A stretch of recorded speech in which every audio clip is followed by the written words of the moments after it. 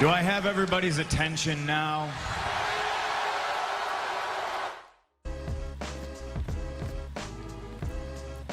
Yo yo yo, salut les amis, c'est Catchatrap, j'espère que vous allez bien. Aujourd'hui, review du Monday Night Raw du 20 juillet 2020. Avant de commencer cette vidéo, j'aimerais demander de vous abonner, de liker, de commenter, de partager et d'activer la petite cloche de notification pour être au courant de toutes les vidéos que je sors. C'est très important si vous voulez soutenir cette chaîne. Je vous remercie pour le développement futur de cette chaîne. Je vous remercie d'avance. On commence le show avec Seth Rollins qui est sur le ring et qui reproche à... Je vais vous faire un résumé très rapide parce que le Raw de cette semaine était inintéressant. Et pour moi, je vais vous expliquer à la fin. Je vais faire une conclusion à la fin pour vous expliquer pourquoi ce Raw n'a pour moi aucun sens. Donc Seth Rollins est sur le ring, il reproche au WWE Universe ce qui s'est passé à Extreme Rules. En fait, il rejette la faute au WWE Universe par rapport à l'incident qui s'est passé à Extreme Rules. Rey Mysterio, je vous rappelle, a perdu son œil. Et c'est donc Aleister Black qui arrive pour venir et qui s'attaque directement à Buddy Murphy et Seth Rollins, ce qui lance le premier match de la soirée. Donc premier match de la soirée, Aleister Black contre Seth Rollins. Très bon échange, mais c'est Seth Rollins qui s'impose avec un stomp.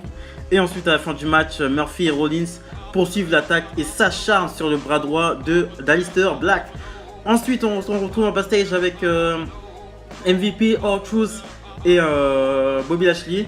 En fait, c'est MVP distrait R-Truth, il est champion 24/7. Et Shelton Benjamin arrive par derrière et lui met un super kick. Et Shelton Benjamin devient le nouveau champion 24/7 et devient aussi le nouveau membre du groupe de MVP. On enchaîne ensuite avec MVP qui vient souhaiter sa victoire sur le ring avec Shelton Benjamin et Bobby Lashley. Sa victoire sans défense, sans victoire, sans match à Extreme Rules. Il vient fanfaronner, il est coupé par Cedric Alexander et Ricochet, les deux un peu marimellent tout. Ils disent que MVP n'est qu'un lâche qui se cache derrière un titre qu'il n'a jamais eu. Et MVP propose un match tag entre les deux, mais il dit qu'il a un match tag de 2 à 2 parce que ils peuvent pas faire un 3 contre 3 puisque Apollo Crews n'est pas là. Il n'a pas été encore, il a été contrôlé, il n'a pas réussi les tests Covid-19. Il va les repasser. Et on verra s'il les a réussi. Je pense qu'il les a pas réussi puisqu'il n'est pas à Raw cette semaine. Donc voilà, il leur propose un match 2 contre 2. Mais ils disent que non, ils ont quelqu'un sous la main. Et ce quelqu'un méprise MVP au moins autant qu'eux. Et ce quelqu'un, c'est Mustafa Ali qui fait son retour du côté de Monday Night Raw. La fraîcheur de SmackDown, la nouvelle fraîcheur de SmackDown devient la nouvelle chaleur de Monday Night Raw.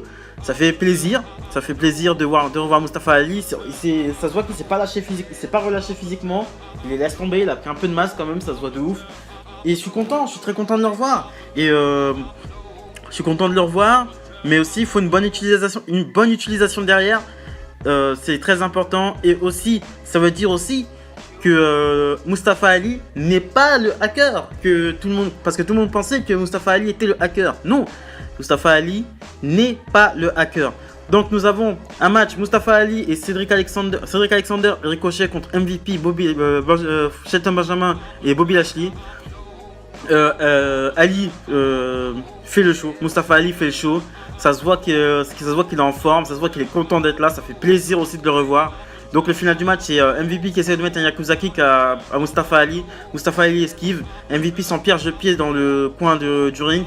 Il enchaîne avec un neckbreaker, enchaîné son 450 splash pour la victoire. Donc première victoire d'MVP de Mustafa Ali sur le entre guillemets champion des États-Unis par intérim. Donc voilà, à voir ce qui va se passer pour la suite. Donc nous avons un match aussi, donc Peyton Royce qui combat son ennemi du moment, son martyr du moment, Ruby Riott. Peyton Royce avait largement le dessus, elle contrôlait le match, mais elle se fait surprendre par un Riot Kick de Ruby Riott qui voit enfin le bout du tunnel, qui enfin a des victoires. On enchaîne ensuite avec Angel Garza et Andrade contre les Street Profits. Ça fait quand même plaisir de voir qu'à Raw, il y a quand même des titres par équipe, parce que ça fait quand même 2 semaines qu'on les a pas vus. Ça fait 2 semaines que j'ai pas vu, ça fait même plus d'1 mois que j'ai pas vu les titres par équipe. Ça fait plaisir de revoir les ceintures, ça fait plaisir que ces ceintures existent, parce que pour moi elles n'existaient plus. Les Street Profits par contre ont dominé le match, mais à fond quoi. Angel Garza et Andrade n'ont posé absolument aucune résistance. Et le match se finit sur un formidable splash inversé de Montez Ford sur Angel Garza. On enchaîne ensuite avec Bayley et Sasha Banks qui arrivent sur le ring. Elle fanfaronne un peu parce que Bayley et Sasha Banks a gagné. Non, pas gagné. Il y a eu une victoire un peu suspecte de Sasha Banks sur Asuka. En fait, l'arbitre était hors circuit. C'est Bayley qui a pris le maillot de l'arbitre et qui a fait le compter. Si vous voulez savoir, j'ai fait une vidéo sur Extreme Rules. Si vous pouvez aller la voir. Voilà. Donc elles fanfaronnent sur le ring. Elles sont interrompues par les Kabuki Warriors. Asuka dit qu'elle n'a pas gagné le titre et que Banks dit que elle non plus. Banks dit que Asuka non plus n'a pas gagné le titre puisque le titre lui a été donné par Becky Lynch. Ensuite, les Kabuki Warriors commencent à. En fait, Asuka dit à Bayley. Asuka dit à Sasha Banks qu'elle n'a pas gagné le titre. Et Sasha Banks dit à Asuka qu'elle n'a pas non plus gagné le titre. Bon, bref, un glooby boulga. En fait, ensuite, les Kabuki Warriors s'avancent vers le ring. Et Stéphanie les coupe directement sur l'écran géant. Elle apparaît sur l'écran géant. Elle dit que Sasha Banks n'est plus championne. N'est pas championne. Mais Asuka non plus. Et que ça se réglera la semaine prochaine. Et elle précise bien que si Bayley intervient dans le match, Sasha Banks sera disqualifiée. Donc je pense que les dissensions entre Bayley et Sasha Banks, je pense que Asuka va remporter le match de la semaine prochaine, ce qui me semble assez normal, à cause de Bayley. Voilà, ça je continue à le maintenir, j'espère qu'ils vont le faire. J'espère qu'on part sur un Bayley Sasha Banks pour SummerSlam. Ce sera le seul truc buildé ce soir, parce que je sais pas, attends, on va en parler après de ce qui me gêne dans ce Raw, je vais vous en parler après. Donc enchaîne avec un match Kairi Sane contre Bayley. Kairi Sane, à ce qui paraît, il lui reste que 2 semaines à faire à Raw, il lui reste que 2 Raw à faire. On verra, moi je suis pas un mec, j'ai vu que c'est une rumeur qui tournait que Kairi Sane allait prendre sa retraite carrément. Donc voilà, mais ce match est très étonnant puisque c'est Kairi Sane qui a battu la championne avec un roll-up alors que Bayley est tenté un belly to belly. Donc les rumeurs, je sais pas est-ce qu'ils ont fait gagner Kairi Sane, est-ce qu'on part sur un Kairi Sane Bayley à SummerSlam, ça me déplairait pas. Kairi Sane, je trouve qu'elle est excellente sur le ring, j'adore sa descente du coude, je trouve qu'elle est très très très excellente sur le ring et elle mériterait un petit match de championnat et ça ferait pas tâche. Bayley Sasha Banks, Bayley doit absolument affronter Sasha Banks à SummerSlam. Donc Kairi Sane, heel turn et Asuka quoi. Heel turn et Asuka.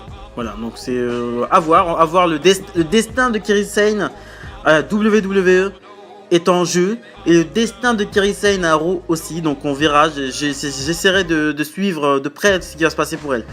Donc on enchaîne ensuite avec le segment, mais d'une nullité. Dolph Ziggler qui vient quémander un match à Drew McIntyre, qui finit par accepter, par pitié. Et la semaine prochaine, on aura Dolph Ziggler contre Drew McIntyre. Mais cette fois-ci, c'est Drew McIntyre qui choisit la stipulation. Et il dit qu'il la choisira 2 minutes avant le match. C'est ça qui m'a posé problème. Ce qui m'a posé problème, c'est que... Attendez, je vais vous expliquer à la fin. Ce qui m'a posé problème dans ce Raw. Donc ensuite, on enchaîne avec le match qui était censé être le main event of the evening. Randy Orton face au Big Show dans un unsanctioned match. Tentative RRS, en tentative d'intervention de Garza et Andrade qui sont vite mis en déroute par les Viking Riders malgré la domination de Big Show. C'est Randy Orton qui s'impose avec des coups de chaise. En fait, Big Show a carrément lâché, il s'est dégagé d'un RKO. Donc Randy Orton a enchaîné avec des coups de chaise le Big Show. Et il lui a placé un DDT la 3ème corde. Il a fini avec un RKO. Et ensuite, le Big Show à la fin du match a droit à son pun kick. Et ensuite, il a droit à de douces paroles bien mielées dans ses oreilles. Randy Orton lui dit qu'il lui avait dit. Et il lui dit encore une légende à terre. Et la semaine prochaine, nous aurons Dolph Ziggler contre Drew McIntyre pour le titre de la WWE. Drew McIntyre choisira la stipulation avant le match. Et Asuka contre Sasha Banks pour déterminer la vraie championne. Ce qui m'a posé problème avec ce Raw, je vais vous le dire honnêtement. Ce qui m'a posé problème, c'est tout simplement qu'on arrive à SummerSlam, mais aucune rivalité n'est buildée. Il n'y a aucune rivalité. Aucune rivalité n'est buildée. Ça veut dire que pour le championnat de la WWE, Drew McIntyre, il faudra 2 semaines pour avoir un challenger. Et donc ça fera 2 semaines de rivalité. Pour le deuxième plus grand show de l'année et le plus gros show de l'été. C'est inconcevable. Le mec, ça veut dire que là, il va affronter Dolph Ziggler, la pleureuse Dolph Ziggler. Il affrontera Dolph Ziggler. Ok, donc ça va là, du coup non, ça va faire cette semaine. Il grille une semaine parce que Dolph Ziggler est venu pleurer.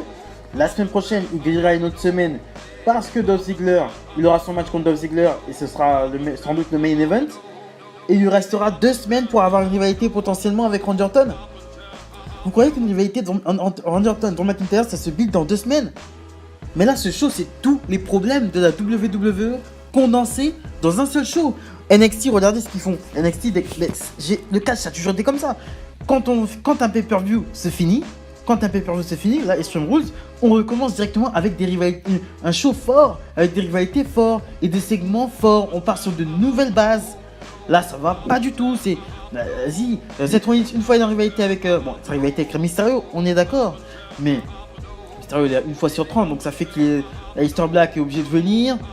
Si c'est pas Aleister Black, c'est Dominique. Si c'est pas possible. Randy Orton, Randy Orton, on va pas en parler. J'adore ce qu'il fait en ce moment, donc je vais pas en parler. Mais Randy Orton, le gimmick qu'il a de Legend Killer fait qu'il peut avoir plusieurs rivalités en quelques semaines. Tu vois ce que je veux dire? Mais c'est pas possible.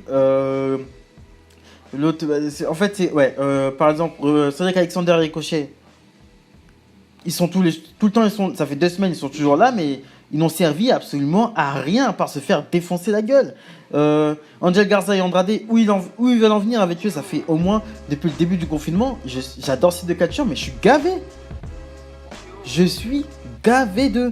Une fois ils sont arrivés avec Street Profit, une fois avec Viking Riders, une fois avec Rey Mysterio. Tout le temps, une fois avec le Big Show. Et au bout d'un moment, c'est trop de mélange c'est pas possible. Il n'y a rien qui est carré.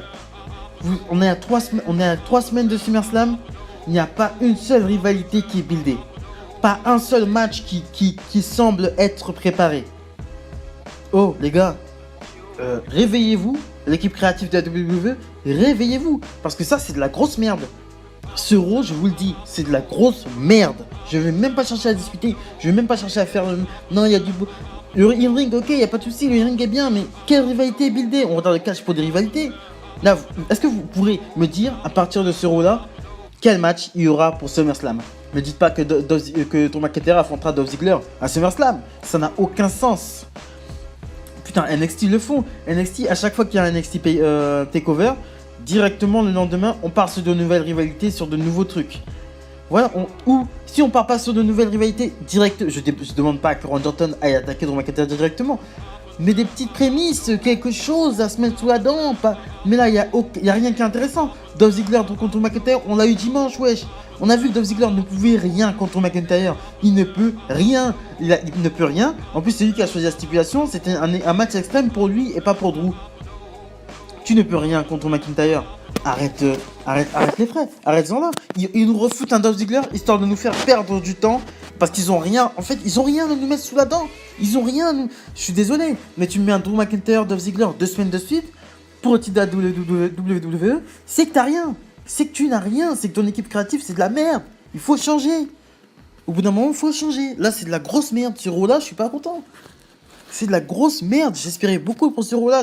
La route de SummerSlam, c'est une route qui est très importante. Putain, il fait partie du Big Four, même du Big Two. SummerSlam, ça fait depuis au moins 20 ans là. C'est ça qu'on va avoir en 2020. Cette merdasse là. Oh non, franchement là, c'est pas possible. Hein. Ah non, les Raw comme ça, moi, c'est très peu pour moi. Hein.